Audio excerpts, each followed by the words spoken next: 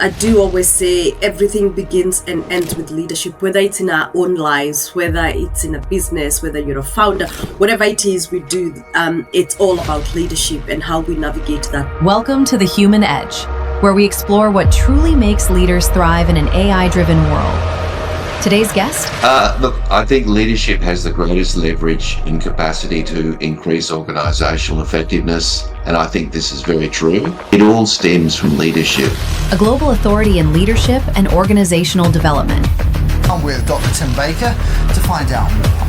Dr. Tim Baker has authored 16 books, coached high-performing teams across 21 industries, and is a multiple award-winning keynote Conclusion speaker. that leadership is quite a complex arrangement, and it's really around trying to get the best out of other people and not just sharing your own preferences, the own way you do things. Whether you lead a startup or a Fortune 500, these insights will transform the way you think about leadership in 2025 and beyond. This is The Human Edge. Let's dive in. Dr. Tim Baker, thank you for taking your time to join me. How are you this morning? Oh, fantastic. Thanks, Senator Stones here, and I'm looking forward to the conversation. So, yeah, all good. Lovely. This is a conversation that is close to your heart. It's all about leadership. You're a leadership Yeah. and organizational development expert. You're the founder of Winners at Work. You have authored more than 16 books in workplace culture and management. You're a keynote speaker and you're a multiple award winner in leadership. I just want to start from what was a pivotal moment that spoke. I want to focus on leadership. Yeah. So a pivotal moment for me getting into what I'm doing, is that what you mean? Or yeah. Yes.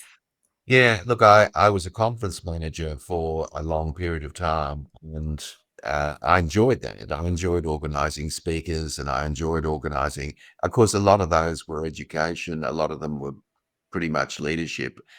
And of course, I had to pay these people. And I thought, gee, this is not quite a good gig. And of course, I had a background as a teacher. So I put all that together and I decided, well, why don't I go out and do my own thing? So I guess a pivotal moment was just realizing that, yeah, I could do this because I was actually engaging other people in the process. So yeah, that's how I got started. Why leadership, though? Why leadership? Look, I think leadership has the greatest leverage and capacity to increase organizational effectiveness, and I think this is very true. And I think that if you can increase leadership literacy in an organization, you can increase productivity, you can increase engagement, trust. It all stems from leadership, and that's been my life's work. And I think most people understand that, but they still don't have necessarily the skills to go ahead and do that. But that's essentially why leadership. Yeah. Yeah, I do always say everything begins and ends with leadership, whether it's in our own lives, whether it's in a business, whether you're a founder, whatever it is we do, it's all about leadership and how we navigate that journey. On a tapping into your own experience, and can you think of a moment in your early careers that was challenging that actually has shaped your journey as a leader?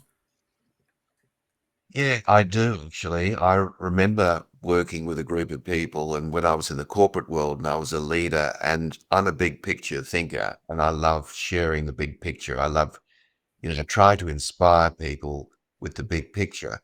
And I remember talking to my team about where we were going and what the end result was. And I could see that a couple of them weren't really inspired. And after the meeting, I said, well, what's going on? They said, look, we just want you to tell us what to do. We don't want to hear about the big picture. We just want to know what's happening. And in that moment, I realized that what the way I see the world obviously is different to how other people see the world. And these people were just simply wanting certainty around what they needed to do. And it made me realize that I needed to change my approach in order to capture the hearts and minds of the people I was leading, not just the same way that I would want to do that. So I kind of came to the conclusion that leadership is quite a complex arrangement, and it's really around trying to get the best out of other people and not just sharing your own preferences or the own way you do things. And so I came to the conclusion that really it was all about being versatile, flexible, adaptable, all of these kinds of terms that I talk about in my book. So that was a pivotal moment for me. It was a little bit deflating at the time because I thought I'm inspiring these people, but at the end of the day, I wasn't inspiring them the way they wanted to be inspired. That was the key message. Yeah, and it's very critical as leaders. I'm like you. I think in, big pictures visionally, and when I go to the team, they're like, whoa, whoa, whoa, whoa. And I'm glad there's somebody in the team who will say, let's step back, let's break it down. Not 100 miles, let's come back, which is really important. And as a leader, it's really good to actually understand and know how you think, how you lead, to then be able to support the team to navigate that. In your own experience working with people, what do leaders struggle with most? Just understanding, I think differently and I need to lead differently. Why do people really struggle to bridge that gap? Well, I think they don't. I mean, I think they don't spend enough time focusing on what I call servant leadership, which is ultimately about the individual that they're leading. And when I say servant leadership, it's not about being a servant as such. It's really about serving that group of people. And so it's a mindset shift around what I think is right versus what is actually going to work. And I think that if you've got the mindset that you're there to get the best out of people, which I ultimately think leadership's about, then Hmm. you have no other choice but to adapt and to be flexible and malleable when you're actually communicating with your team. And I think this is a real problem for people because they perhaps don't think deeply about it. Just because I'm excited or you're excited about the big picture doesn't necessarily mean that everybody else is. And sometimes that has to happen through an experience like I had, but often it doesn't. And leaders wonder why. I mean, I'll give you an example. I was talking to someone the other day, I was doing some coaching. We were sitting down, and this person, there was a simple question like, he is a good listener. And so in the report, his boss thought he was a good listener. He thought he was a good listener. And the 9 people that reported to him all thought he was a poor listener. And I said to him, why is this? And he said, well, I can't seem to get my people to listen to me. And I said, well, and he said, well, what should I do?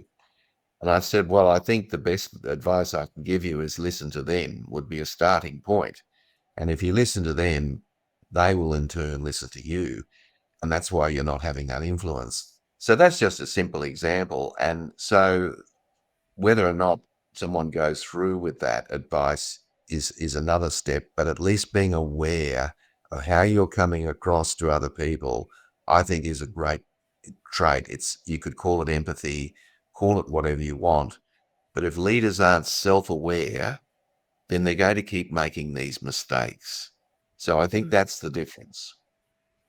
Yeah, and that's so key. And just like you, it's always my experience when I sit down in high performance coaching, and yes, your boss is saying, or the person you report to says you're this amazing person, but the people that are reporting to you, or the other way around, and it's always like, yeah, you have to be really aware of what's happening both ways, because we also we show up differently depending on whether I'm reporting to you or whether I'm listening. And it shouldn't be like that. I say to people, really, when we become clearly self-aware, it should not be any different. But that's why we do the coaching and go through that process to be able to be aware of where the blind spots are. You talked about a very key aspect in leadership, adaptability.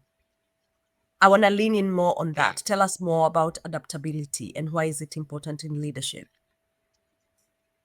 Well, there's 2 forms of adaptability. I mean, there's the adaptability of the situation that you're in. So, for example, if it's a crisis, then obviously collaboration isn't necessarily a good thing because you've got a time frame to meet. There's an emergency. You need to make a unilateral decision. You need to make that decision even if you don't feel comfortable making that decision without consulting your team. You have no choice. So that would be an example where situationally someone would need to be adaptable. In terms of other adaptability, it'd be about the team members themselves. And so, really, my whole life's work is around this whole working relationship with our team members. To me, it's the key to success, and it's often the most underrated thing. A lot of interviews, a lot of exit interviews I've done with people that have left, and when they leave, they tell you the real reason that they're leaving. It's often a poor relationship with their manager, and so they won't say that obviously up front. So the leader may not even be aware that that's the reason that person's leaving. So I think, Kuzner and Posner, who are great consultants in the United States, one wrote a fantastic book called Credibility. And in the first paragraph, the first chapter of that book, it was called Leadership is a Relationship. I think that's absolutely brilliant. It's obviously not a personal relationship, but it's a relationship nevertheless. And the question that I have is, how does one have a relationship with anybody? And the answer, obviously, is one conversation at a time. That's the only way any of us can have any sort of relationship. And sure, some of us do it on email, some of us do it via text. But I mean a serious, heartfelt relationship, which doesn't mean being mushy and soft. It just means connecting with that person. I think our leaders have a lot of trouble with that. But coming back to your question about adaptability, if you are in this relationship, working relationship, this dialogue with your team members, then you're obviously able to adapt and you're absolutely able to change your point of view and your perspective and the way you do things, some people need a push, some people need some encouragement. Everyone's different. And so I often say to leaders, if you're having these regular catch ups with your team members once a month for 20 minutes, talking about their development, you will build that relationship. What will happen is trust will go up, engagement will go up, productivity will go up, and it'll just be a better working environment. But it surprises me how few leaders do this. Some of them, of course, start out and then they get busy, so they cancel these regular monthly catch ups. Big mistake. It's a huge investment and it comes back to you, not so much quantifiably, but you can see it. So I think there's adaptability in terms of the task and there's adaptability in terms of the relationship. Yeah, I love that leadership is about relationship. It's relational, because yeah, that's very true. When people feel like they know you at a human level, then they can lean in. And I do say we talk about vulnerability, but vulnerability without responsibility is also not vulnerability. So we're not saying you you come to workplaces and you're being inappropriate in the way you're vulnerable, but it's really showing up as a human, so you're relatable. Yes. That has actually flashed me back to a moment we saw on social media going viral about the Coldplay. And I want to lean into that moment because not because of what the media was portraying, that media and stuff. It was a very human moment happening on national TV, national, whatever, now that the news goes viral. But what did it to say to you about the leadership and about the culture of the organization? Okay, so you're talking about the incident with the at the concert. Yes. Yeah. Oh wow! Imagine being put in that position. Let's just go start from their point of Mm, view. mm, But yeah, well, in that. I mean, I obviously their credibility is shot. I mean, this this idea of having that sort of relationship in the workplace is it's not gonna end well. It normally doesn't end well.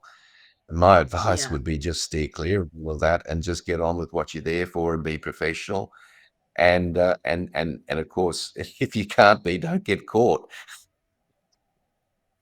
But no, seriously, I just think that sort of behavior is it's not gonna end well for anybody, and it's just taking it too far. I'm talking about a professional working relationship, not that sort of relationship. I totally get that, and that's why I wanted to bring that in. But if you actually called to coach this organization, Mm. um, the reputation and everything.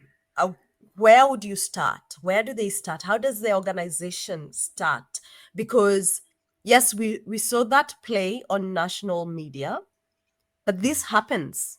It happens in organization, and it may not Yes. happen with the CEO and the HR, but these are the crisis moment. Whether that is a crisis we are going through, how does an organization move from this moment of crisis and reputational crisis back to an organization that can be looked up upon if you were called to coach them?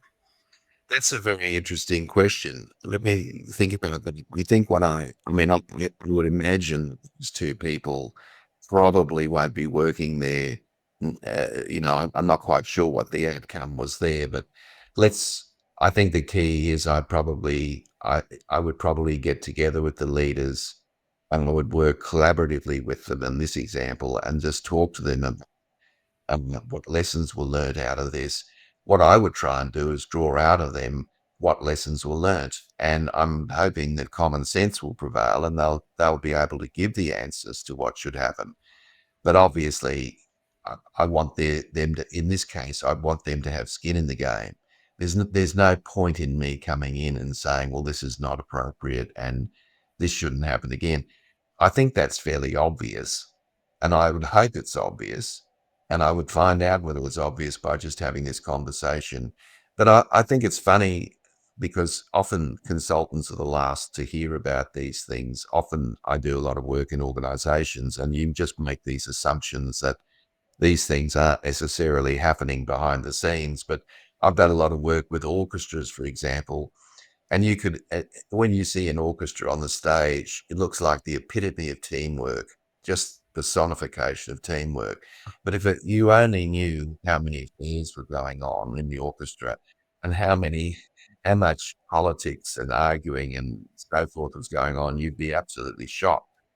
Um, and you only find that out, of course, when you're involved deeply in the organization. But often you don't hear about these things. And, it's, I had a situation where there was deep morale loss in an organization and I couldn't quite put my finger on it. And I worked on this and I couldn't get to it. But somebody 2 weeks after I'd been involved caught me in the street. Said, "Do you remember me?" And I said very vaguely, "I think you were working in an organization." He said, "Yeah." He said, "Do you really know what was going on in that organization?" I said, "No." And he said, "Well, the CEO was having an affair with the chairman of the board." But of course, who's going to tell me that, really? I mean, as the chairman's not going to tell me that. The CEO is not going to tell me that. None of the team members are going to tell me that. So here am I plowing away, doing all the good things, and yet I didn't know what was happening. So that's another interesting dimension of leadership consulting, as you don't often hear. But obviously, in this case, I do know what happened, and I would probably bring them into a discussion around where to and how do we go from here. Hmm. And what does this say about culture and how important is a culture that is cultivated in organizations? Culture is absolutely critical. And, I think it was Peter Drucker who said that culture eats strategy for breakfast. What he was really getting at was the idea that if you don't have a good culture, the best strategy in the world won't work. And people use this word culture a lot, but I actually think it's fairly straightforward. And if you think about an organization as organizations are conversations. Now, think about this. If you had 1,000 people in an organization, there are probably tens or if not hundreds of thousands of conversations going on every day in that organization. Some are going on in the boardroom, some are going on in the lunchroom, some are going on in the car park, some are going on in the bathroom. Now, if you're trying to change the culture of that organization, then I believe it's about changing the quality of the conversation, right? Hmm. So if you look at conversations on a continuum, at one end you've got what we might call dehydrated talk, which is like, "Hi, how are you? How's the weather?" A little bit of that's fine, but it should be more than that, of course. And at the other end of the continuum, you have task-based conversations. That's around, how we're going to get the product or the service out the door. In between, there are developmental conversations. And that's why I keep coming back to this need to have these regular catch-ups. If each leader sits down with their direct reports once a month and talks to them about their own development, that is the person on the receiving end, after about 6 months, and I've got evidence to show this, the culture changed dramatically because there's a greater bond of trust between the team, the direct reports, and their leader has trust with their leader because everyone's in these conversations. So at the end of the day, that's my sort of take on that. I think we complicate it too much. Talk about the 8 steps of this and the 10 steps of that, all very nice. But let's be honest, it's really about the way human beings communicate with each other. So if we come back to the fundamentals that organizations are conversations, then the question then must be, how do we improve the quality of those conversations? And that is by having more conversations, but having them around people's development. That's the key in my view. Right. That's very interesting that culture is about conversations, and the quality of that conversation then determine the culture of the organization. Um, Organizations tend to think of vision, mission, and I don't know your experience, but my experience is I walk to places and people actually have no idea. It's all over the wall, but they have no idea. And they'll say, oh, we have our values, we have our mission, we have our whatever. And so the way I often think about culture, I think about it, and now I have to go back and rethink what you've just said about it being the quality of the conversation.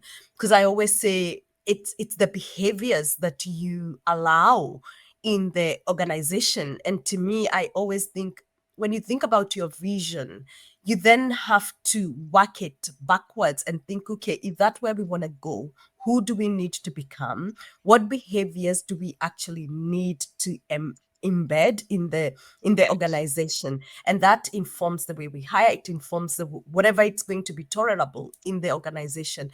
Um, and really now that was a very key moment for me to learn about the conversation, because then that also will inform the behaviors, etc. That's very key.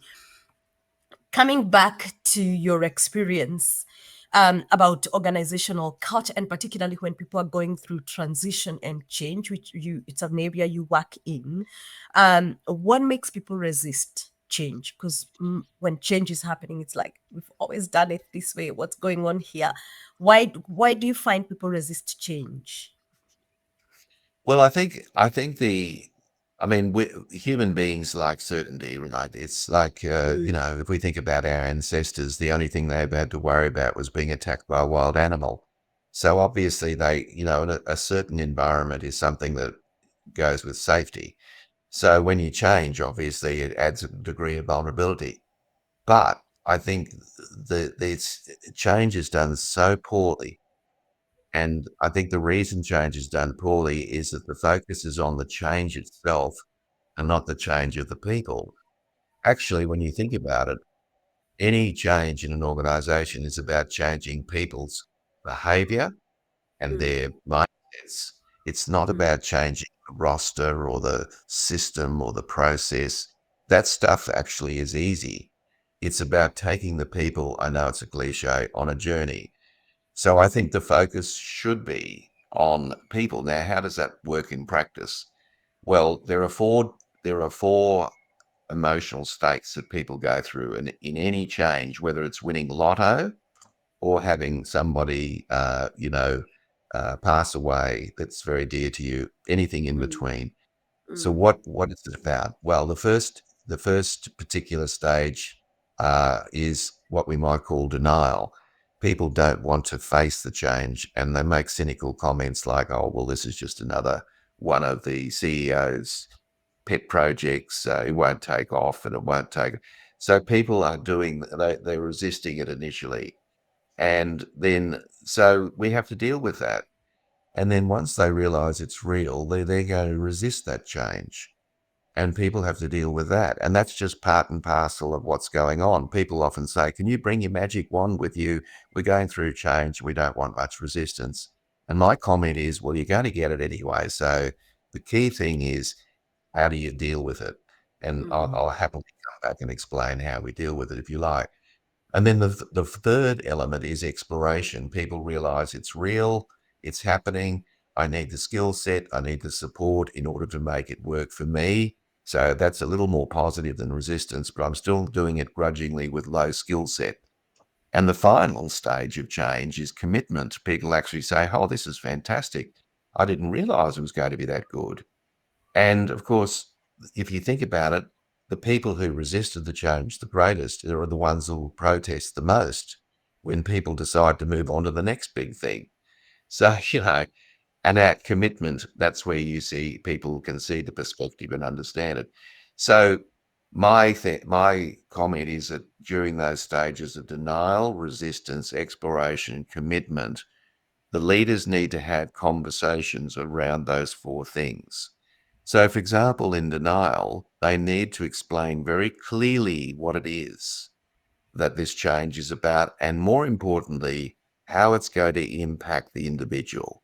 They need to do that.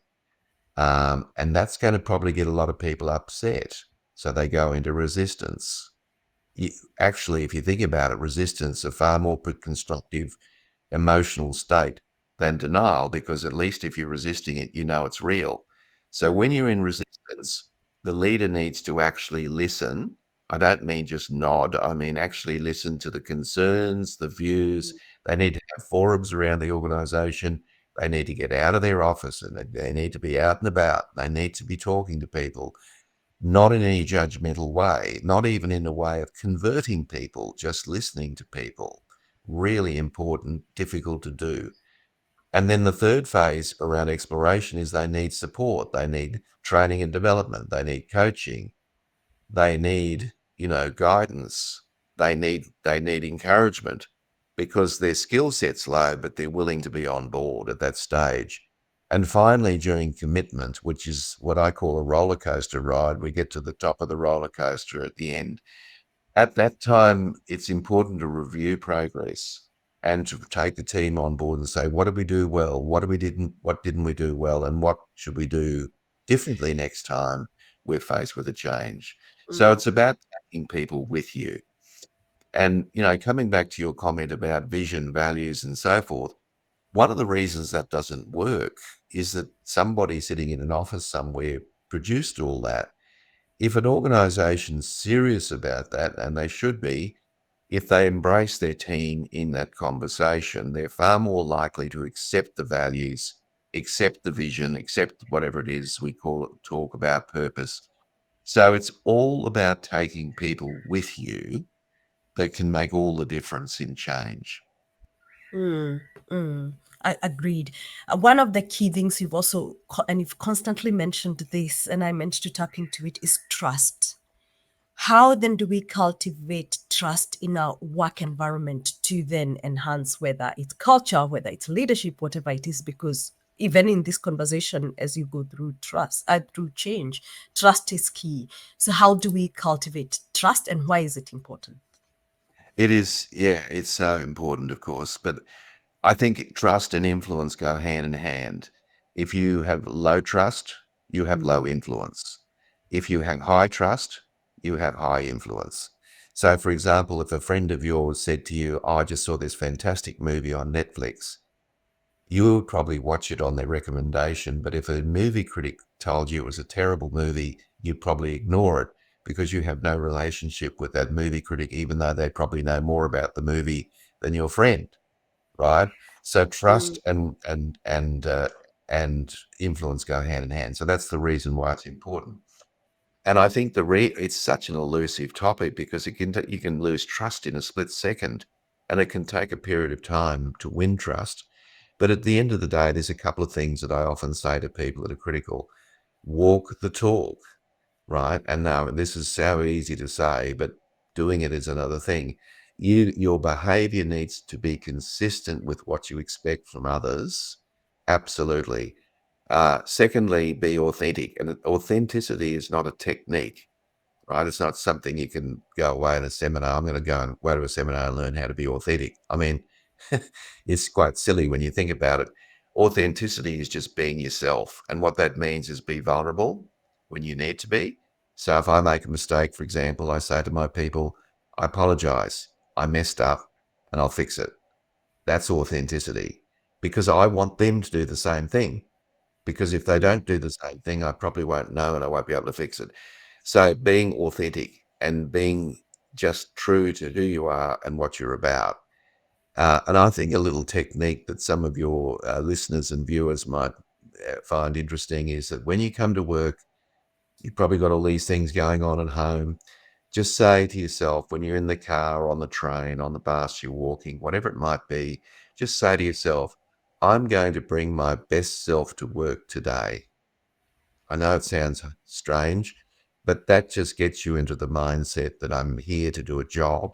I'm going to be myself. I'm going to bring my best self, which means that you're still going to make mistakes. You admit them when you do.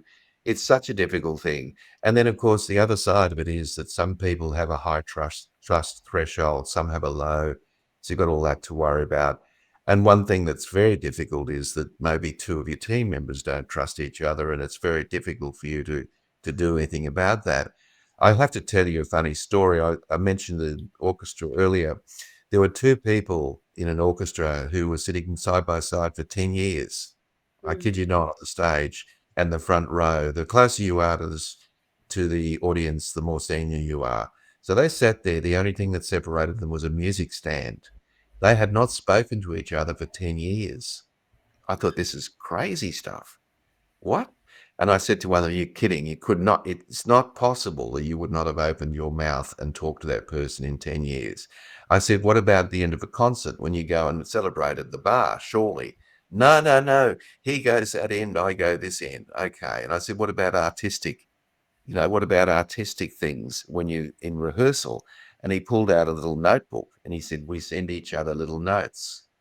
Isn't that crazy? And I'm like, anyway, I got them back together. We worked on it, and the trust level's high now. And they're best of friends. But I mean, that's an extreme example, isn't it? But I mean, these things go on all over the place. So I think the hard part for the leader sometimes is not the trust between themselves and their direct reports. It's actually dealing with trust between team members. Difficult to do because they've both got to want to come on that journey. And fortunately, in my case, they did. So we got that one sorted. Wow, that's very interesting. For 10 years, I'd even be exhausted. I'd just talk to you by mistake. I'm too pride in making sure they didn't want to say anything. Oh, oh my goodness. That's very interesting, but it's also a highlight of how important leadership is. And that also brings us to another really important concept in leadership, communication. Yeah. What you thought about communication? Is it important? How can we make it effective?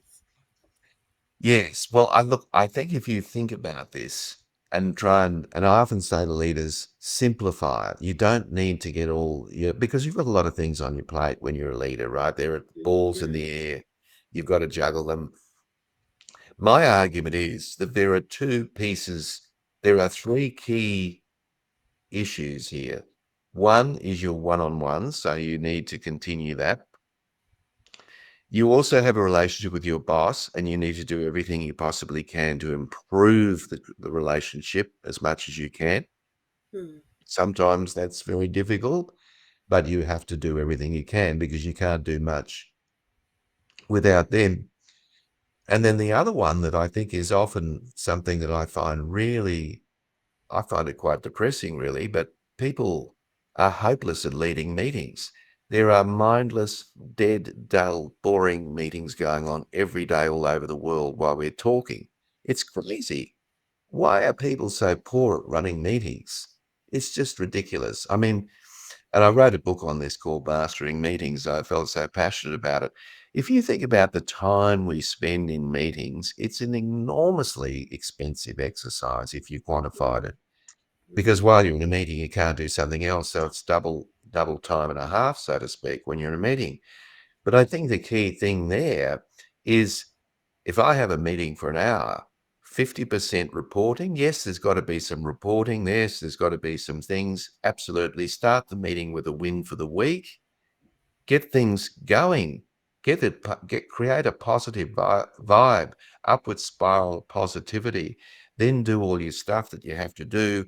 And then half an hour is about a discussion.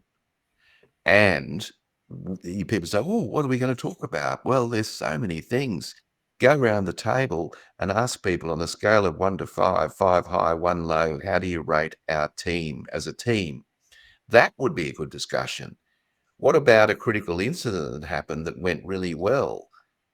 How can we break that down and look at some things that we can do well? What about something that didn't go well? What are the lessons learned out of that? Could we get a guest speaker in to talk? And that doesn't have to be someone, at $5,000 an hour. We could be the person in another department who has a very interesting take on something, and that helps us build communication between departments. And I just don't understand why there's such a lack of creativity and because, you ask someone to come into a meeting, you steal an hour of their life unless it's good.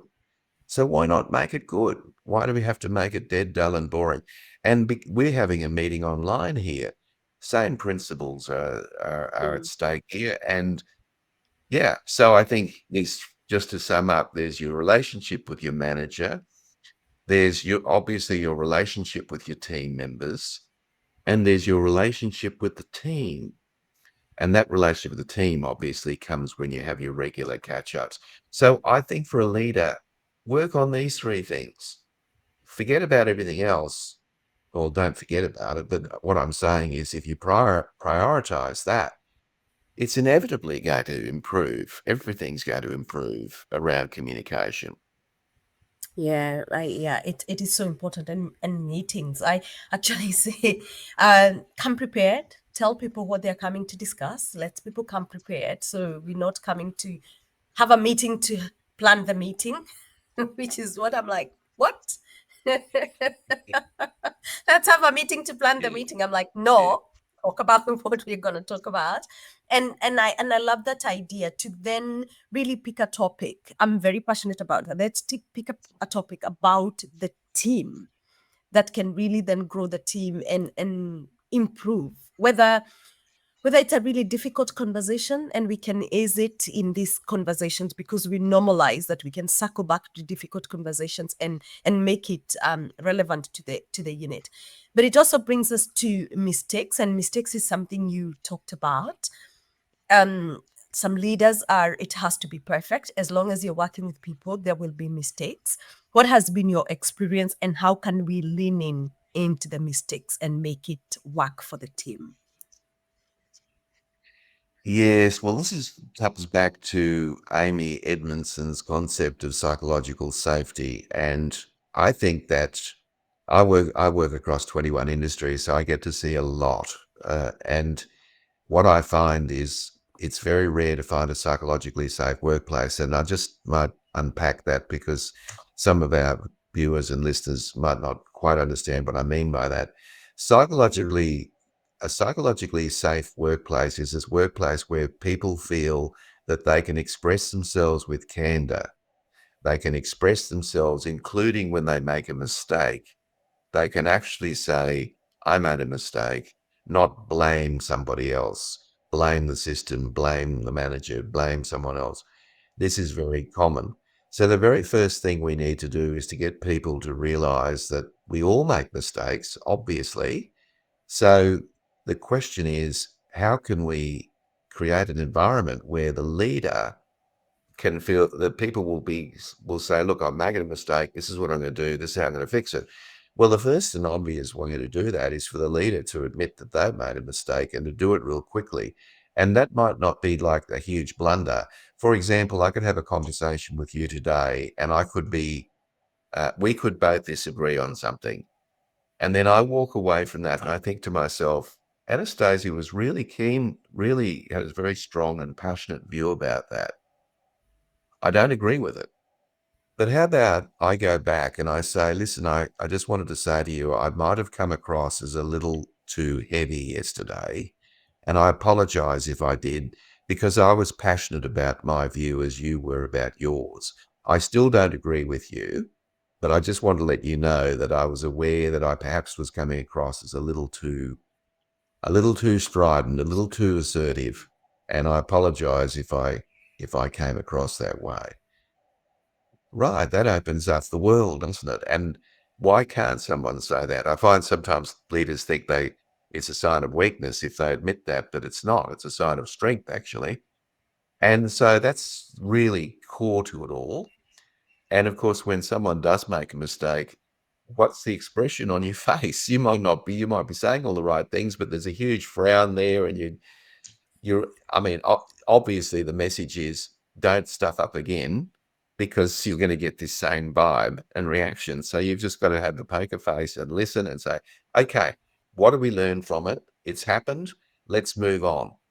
So it's always about moving on, not so the old adage, learn from the past, live in the present, and plan for the future applies in this case here.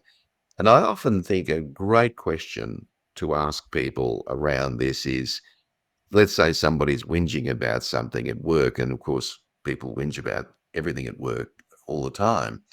So, what about if the leader actually said to that person, is there anything you can do about this? Great question. Mhm. Puts the onus of responsibility back on the other person. And the person says, well, there's only three answers really. Yes, I can. No, I can't, or I don't know. Right. So you only got three Mm. options. Now, if they say, no, I can't, then you say, let it go. Just let it go. There's nothing you do about it. Let it go. So I've just effectively stopped that in a very authentic, genuine way. If, of course, the person says, yes, well, let's have a conversation of what you can do or what we can do. And if they don't know, you can have a conversation as well. But I think there's a lot of that static that goes on in the workplace that affects things as well. But I think the key is to allow people to make mistakes. Well, I don't mean encourage it, but just accept its reality, and not to, there's no point in getting upset about it because it's already happened. But well, what I will get upset about is if that person hides their mistake and comes back to me, or doesn't come back to me, and I find out indirectly, well, that's a problem, because it means that my ability to fix the problem has diminished significantly because of the distance of time. So I want people to admit that, but I've got to start with myself. So it's about self disclosure first, then other people hopefully will get on board.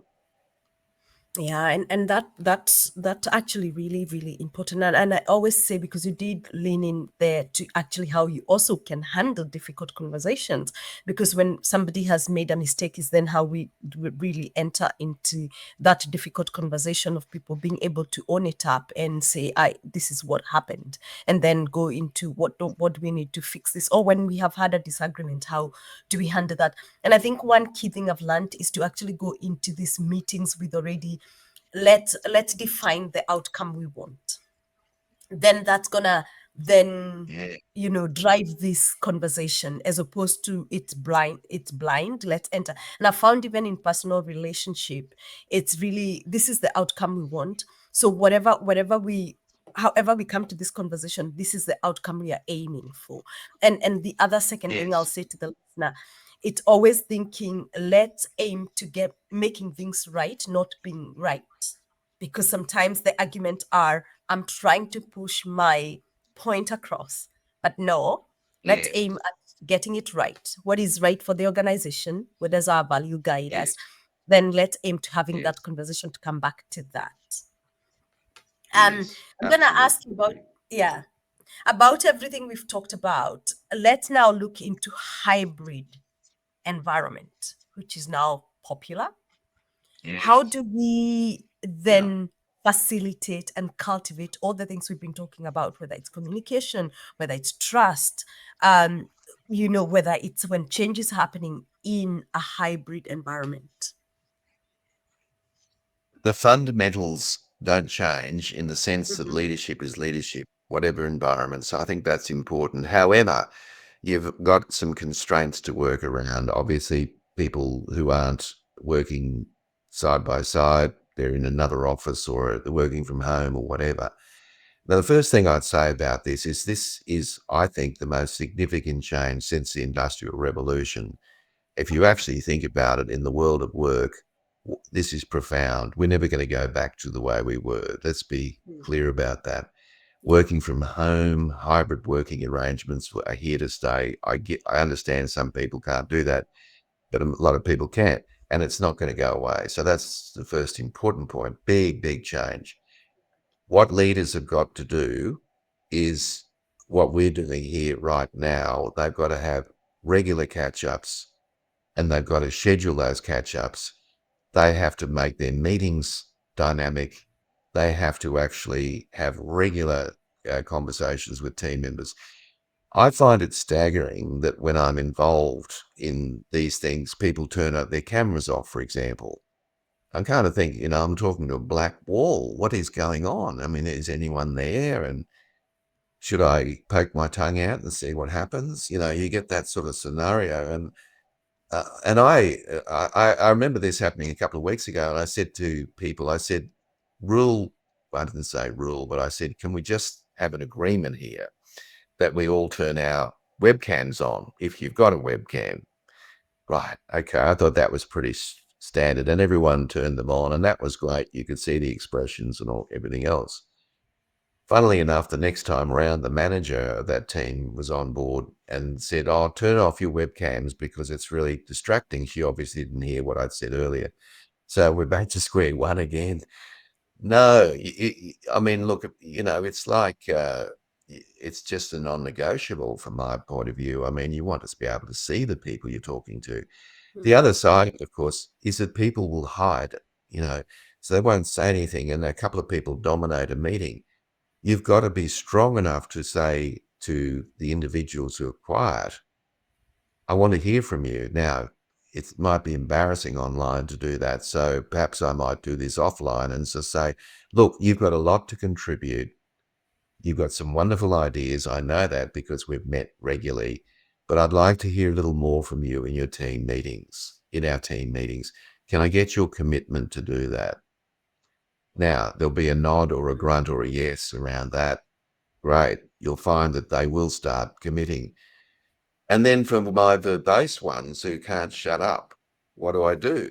Well, as soon as they draw breath, and hopefully they have to, I will jump in and paraphrase and say, so in other words, the problem occurred because there was a lack of communication between that department and our department, and that led to this mistake.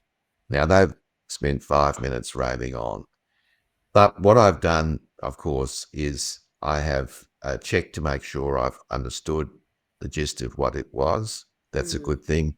Secondly, I've let the person know I've heard them, because if I just said, I hear you, do you really? Well, I've proven it. And the third and most important reason that's not written about too much is that I can draw a line in the sand under it. I can draw a line under that comment. I can now move on, because if that person continues, I can say, no, no, no, I get it. There was a miscommunication between two departments. Now let's fix it. So I Mhm. think there's some common interpersonal skills that are really need to be amplified in the hybrid environment. And I think so regular meetings, regular catch-ups. Um, I think where it goes awry is that if I need some information from somebody, I might feel uncomfortable getting on the Zoom call or the whatever it is that we use. So I think, oh, well, I won't worry about it. But actually, whereas in the office, you'd just actually walk up to somebody and ask them the question. So you might think, oh, I'll tap out an email or something. Well, you mustn't do that. You must actually go for that. You must actually get them on and talk about it. If it's important enough, it's important enough to talk about. So I think it's just being more vigilant around all of the things we've talked about around communication. But at the end of the day, leadership's leadership, and these people still report to you, whether they're living in, Poland or, Alaska or wherever it is. They're all Mm. and you've got to, you've still got to build that relationship up regardless of the distance. Yeah, true. We can't wrap up this conversation without really talking about the impact of AI in leadership. What's your Yes. thoughts? Yeah, what's your thoughts? Wow, isn't it amazing? I don't seem to do anything these days without checking on my loyal chat buddy. I find it fascinating, and of course, where does it all land? I don't know. Mm, I still think there's this human dimension that's critical to get the best out of people. AI hasn't conquered that yet. And I say mm, yet because who knows what's around the corner. But I mm, would say that it should be used as a reference point. By all means, I talk to my students in my MBA class about journaling, and mm, some of them love it, some of them hate it. A great self-reflection tool, but now you can journal via AI. So you can do that quite effectively because you can ask a series of questions and that prompts some responses. So I think self-leadership is a great opportunity for leaders and to use AI. I think it's mm. great for problem solving. It's good for everything really. But at the end of the day, I think it's the human touch that still makes the difference. Would you agree? I don't know. That's just my view. I still think it's important. I don't think just because I'm in the business that you're in and all the rest, I still think it's important. The rise of AI, which is amazing and a great tool and revolutionary, if you ask Yeah. me, more than ever, the human connection has never been so important because we are created for Yes. connection. Great point. I totally agree.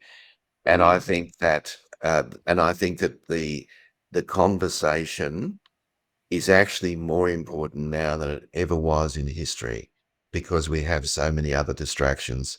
No, well said. No, I agree with that. Yeah, that's my take on AI. Dr. Tim Baker, it's been an absolute pleasure. This it just went so quick. it's it's went so quick. Time has gone really quick. But when people want to connect, because you have a lot of wisdom, you have authored books in this space. How do they connect with you? Look, I think my website's winnerswork.com.au. Some of my books are on there, but I think if you want to look at an array of those, go onto Amazon and just type in Dr. Tim Baker and it'll give you a whole range of those. I'm very active on LinkedIn. And if any of your viewers are interested in engaging, I send out a regular video every day on LinkedIn. I have a newsletter on LinkedIn, so people can contact me via LinkedIn as well. Amazing. Thank you so much for your time. Thank you. Absolute pleasure. Lovely.